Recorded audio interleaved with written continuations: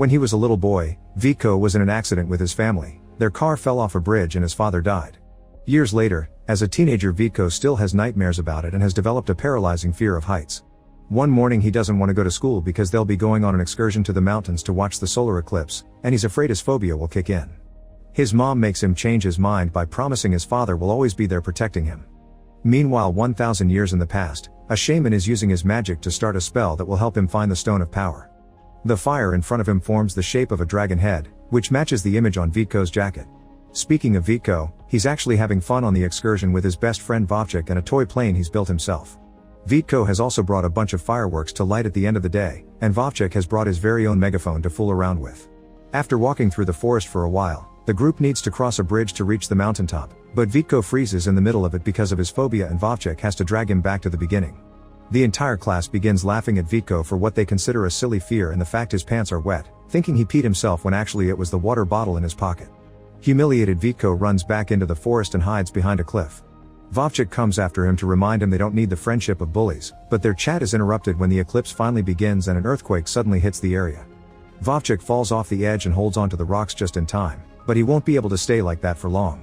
Vito wants to help him, yet his phobia keeps him frozen, and before he can think of something to do, a magic portal opens behind him and absorbs Vito together with the megaphone. When Vito opens his eyes again, he finds himself on the same cliff but in the past, 1,000 years back to be exact. Nearby, there's a man in armor called Olishko picking up flowers for the girl he likes when he's suddenly attacked by a group of enemy humans. Defeating these soldiers is easy for Olishko and his sword skills, but things get complicated when he's attacked by their leader Andiko, who quickly overpowers him and brings more soldiers to capture Olishko.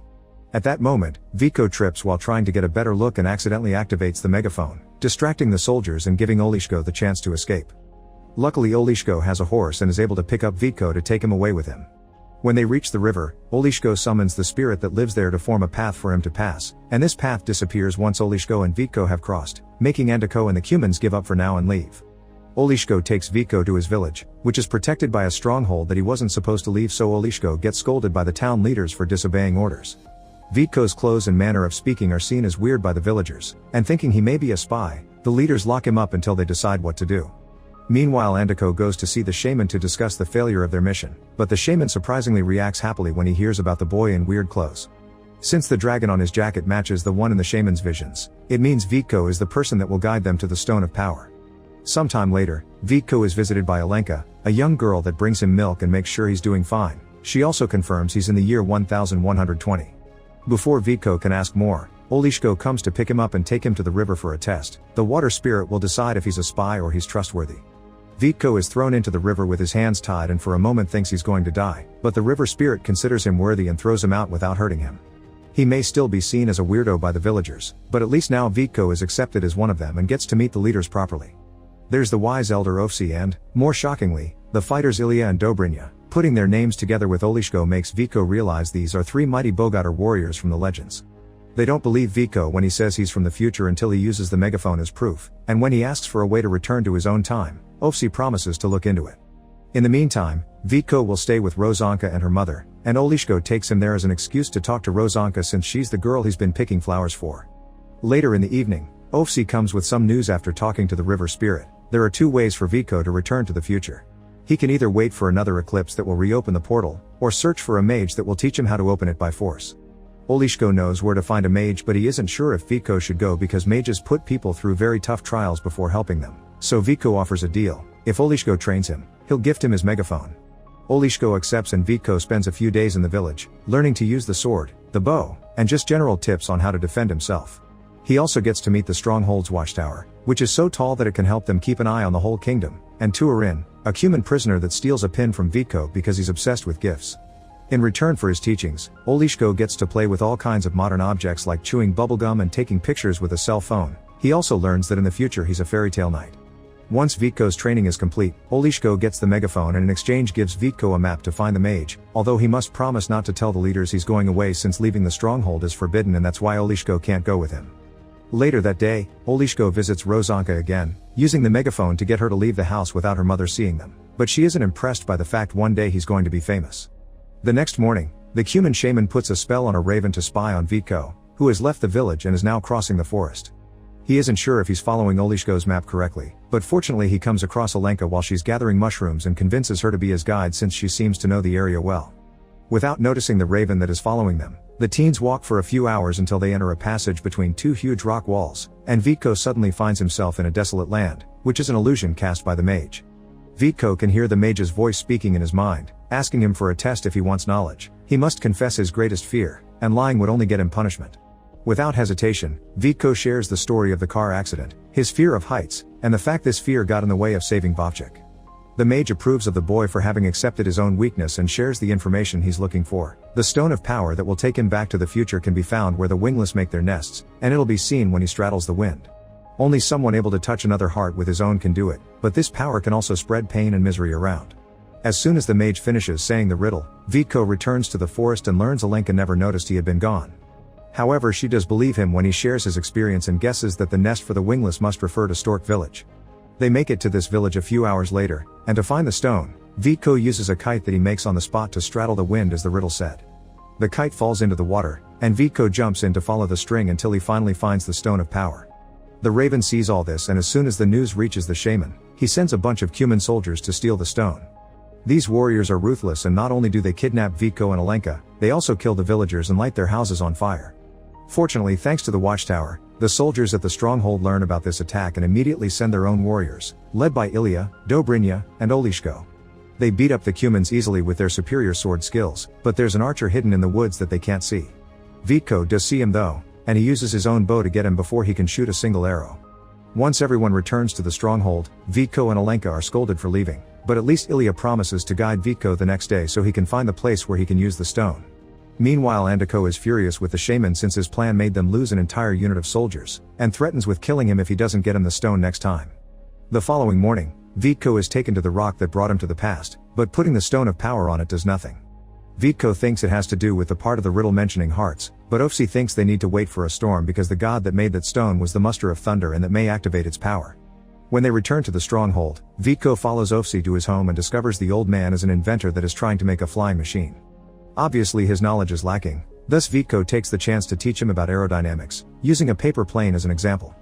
From then on, Vitko and Ofsi work together on making functional wings, but Vitko also spends some time with Alenka, who shares local legends with him, including one about star-crossed lovers that leave behind a stone heart. To thank her for everything, Vitko gifts her a cute little paper bird. While the shaman prepares a new spell for his next plan, Ilya and his men manage to capture a Cuman soldier and interrogate him until they learn Andiko knows about the stone, which means they need to hide it to keep it safe. Ofsi thinks the best hiding spot is on top of the watchtower, and when he notices Vitko doesn't want to go up there with him, he reminds him that confronting your fears is important and that Vitko will always have the village's support to rely on. Riding the elevator is nerve-wracking, but Vitko manages to make it all the way to the top and start controlling his fear at least a little bit. Ofsi hides the stone inside an old rock, and this is seen by the shaman's magic, who decides the time has come.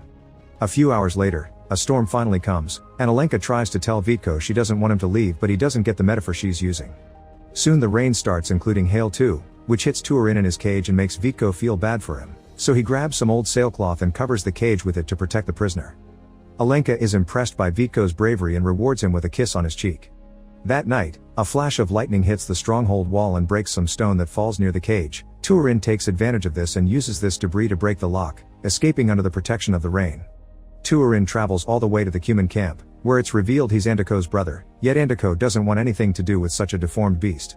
The gifts Turin have brought for him don't impress him because they're silly things like a chicken, but Andiko quickly changes his mind when the shaman notices Turin has also brought the stone of power. However, the stone still hasn't been activated and the shaman fails when he tries to use it, so he informs Andiko that they'll need the person that retrieved the stone from the river to make it work. The next morning, people in the stronghold find out that Turin and the stone are gone. Attacking the Cuman camp would be a bad idea that would get them all killed, so Vitko and Ofsi concentrate on finishing the flying machine because it's their only hope to recover the stone.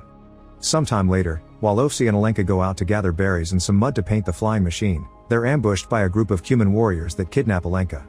Ofsi tries to defend himself, but there are too many of them and he ends up wounded. He does manage to make it back to the village, but he only can tell everyone about what happened to Alenka before dying.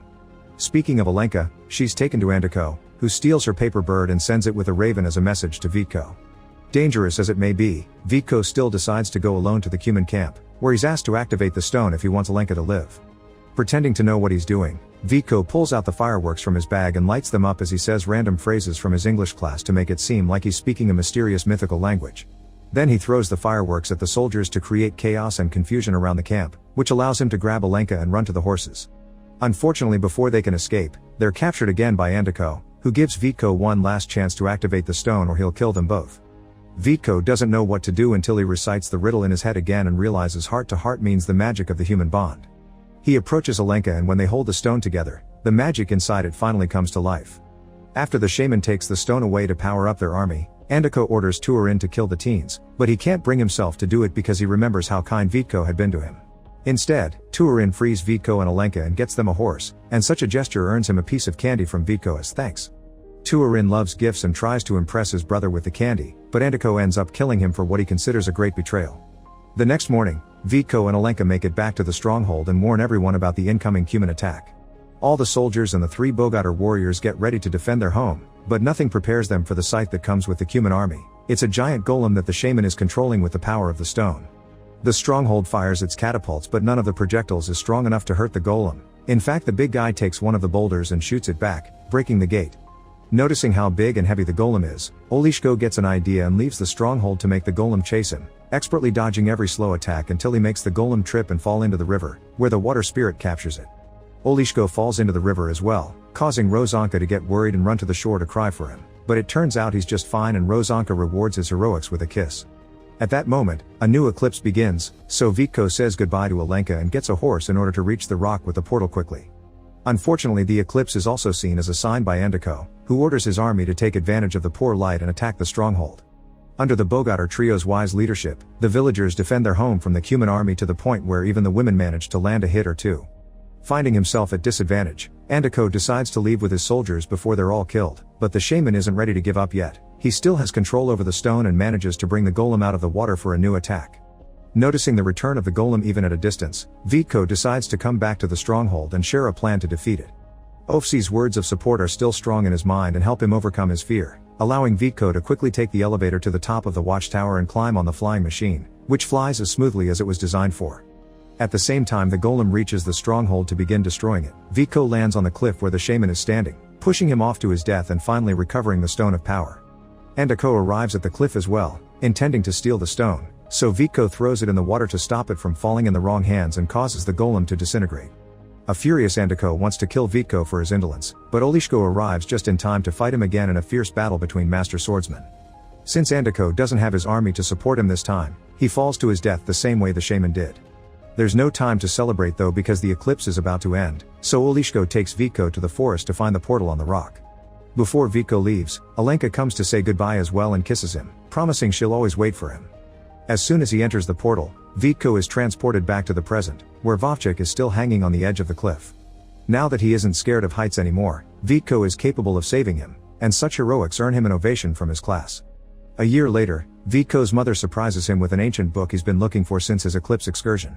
By following the information in the text, Vico manages to find the stone heart from the story, and by touching it, he can feel Alenka's presence in the past touching it as well. Make sure to subscribe and turn on notifications so you can watch more videos like this. Thanks for watching.